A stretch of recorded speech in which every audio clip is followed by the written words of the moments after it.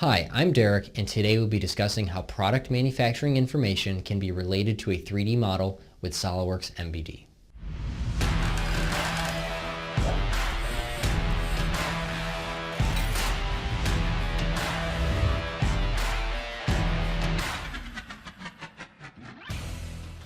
In today's society, we are consuming the 3D model more and more, with less focus on the 2D drawing. MBD, or Model-Based Definition, is a way to transition to a drawingless manufacturing solution.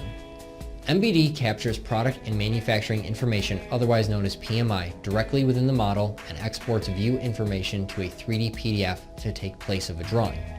If your machinists, mold makers, and inspectors all use a 3D model, then what importance does a 2D drawing hold? For example, if the machinist uses SOLIDWORKS CAM in order to machine the model, there is no need for a drawing to generate toolpath. They may even be taking advantage of tolerance-based machining found in SOLIDWORKS CAM. It can all be done from the model. What about GD&T?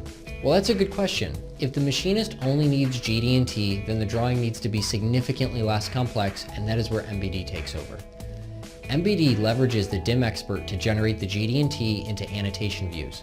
Once datums and tolerances have been specified, then a view can be captured, similar to a drawing. When a sufficient amount of views are created, a 3D PDF can be exported. Within a 3D PDF, the user can rotate the model within every view generated. The user can select on tolerances, which highlight the associated faces. They can even section the model right within the PDF. This is a good reference for the machinist in order to specify the correct offsets and machining strategies to satisfy the tolerances in GD&T. The quality department can even use SOLIDWORKS Inspection to generate a first article inspection report directly from the model. A ballooned PDF can still be generated from the PMI that we placed on the model to generate the 3D PDF.